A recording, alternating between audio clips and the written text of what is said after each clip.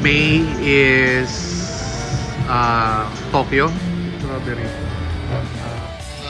Vlog nila eh. Kasi makakatuwa. Maging okay lahat kasi hindi ko sure sa dami ng bumabagsak ngayon ng mga. So ayan no, flat white. Maganda siya. So nandito ako ngayon sa flat white, San Pedro. Guys, di ko na-videohan. Ang sarap nung chocolate nila. As in, sobra. Ito sa kanya strawberry. Pero ang sarap sobra. May kasama siyang cooking maliit. Tas affordable pa. The best tong flat white. As in. Kaya pala ang dami rin tao. Tinry ko lang eh. Meron pa atang mga branches to eh. Marami? Rosario, Batangas. Okay siya guys. Napakaganda niya. Tas napakasarap. Tas maganda yung ambience. So anyway, the reason nag-video ko ngayon, 2025 na. So natapos na ang 2024. So i-state ko lang yung mga flight ko kung walang maging problema, no? Huwag lang sanang nitong December sunod-sunod ang bumagsak. Jeju Air, Azerbaijan. Nakakatakot pero hindi naman siguro dapat natin lahatin yung lahat ng airlines magiging ganun. Sabi nga nila mas safe pa rin mag-travel by air kaysa sa mag-travel ka by sea or by land. So mas mabilis din naman. Anyway, to start off, no? So by this January, in the next 2 weeks, we'll be in Taiwan and then connect to Hong Kong. Yung Greater Bay na airline, yun ang kinuha namin. Usually kasi ngayong mga binubuk kong mga flight, yung may mga layover na one day. Fan din kasi ako ni if pinapalo nyo si Ivan at saka si Chef RB. Sa kanila ko nakukuha yung inspiration ko na mag-take ng videos. Actually, yung pag-take ko naman ng videos is for memories lang eh. Pag tumanda ako, may mapapanood ako, mga magiging apo ko, anak ko. Yeah, yun yung reason kung bakit ako nagtitake ng videos. Not because to really gain something from it. Pero kung meron man, willing akong i-share yung blessings doon, no? Kaya nga sabi ko, yung pangako ko until now na magpapa-pre-flight ako to Hong Kong sa mara-raffle draw na magiging follower ko on all social media, no? Anyway, Sam Travel Buddy, no? Explain ko lang bakit Sam Travel Buddy. Well, Sam kasi talaga ang name ko, no?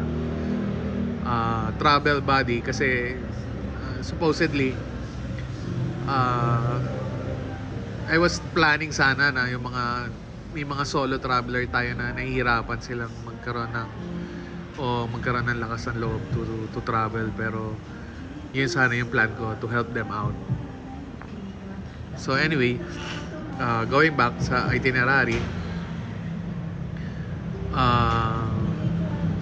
meron Taiwan and Hong Kong for January. February would be Sapporo. I want to experience din kasi yung ice sa Sapporo. Next is Osaka by March. April is Boracay. May is Tokyo. June would be US, going LAX, San Antonio, New York, Toronto, Mexico, and then lalapag ng Hong Kong, ta-transfer ng Macau, going to Manila. So mag-make pa rin naman ako ng vlog about it, no? Kung meron man akong nami-miss na mga ibang information regarding travel, so most probably tatry ko pa rin na ma-fulfill yung mga kulang-kulang ko. And then by July would be my pahinga kasi yan ang asikaso ko ng lahat ng visa, because the next step is going to Japan, and then after ng Japan would be Seoul, Korea, and then going to Manila. After nun would be going to Dubai, then Georgia, Azerbaijan muna, then Georgia to Seoul, Korea. So yun ay by September. By October would be Macau. So ang vacant ko for now is November and December. So hopefully kung wala maging problema, tuloy-tuloy ang travel. So matapos ko sana. Kung meron mang updates or ano, popost ko na lang. Now, to give you an idea also, no, kung bakit frontman yung avatar ko. Kasi in all honesty, mahihain talaga ako. Kaya papansinin nyo yung mga videos ko, either nakababa or minsan parang hindi ko ganong makuha ng lahat. Minsan raw talaga yung kuha ko kasi nahihiya talaga ako. So ginagawa ko lang talaga siya for memories. But we'll try my best to improve this year. So yun yung plano ko. So by 2026 plano ko mag-Hawaii kasi yung isang uncle ko doon nakatira. So nag-invite kasi siya. So would stay siguro doon mga 1 month by 2026. Kailangan ko lang solusyonan yung passport ko kasi I have only about 3 pages na lang. So kung dumami yung flight, wag sanang mapuno agad.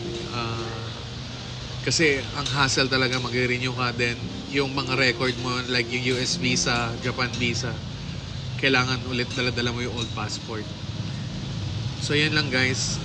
Kung yung mga questions kayo or anything na request sa Facebook page ko na Sam Travel Buddy, you can make a comment, or doon sa Twitter, Instagram, no, available naman yung mga naka-public naman yung settings nun, except for YouTube. Ito nila sinabi ni Ivan, mas marami pang bashers, so hindi ko kayang man-take yung ganun, kaya naka-disabled yung comments kasi ginagawa ko lang naman to for free. So bakit kailangan i-bash? Kung may mali man yung tao, hindi naman talaga tayo perfect. So yun lang guys.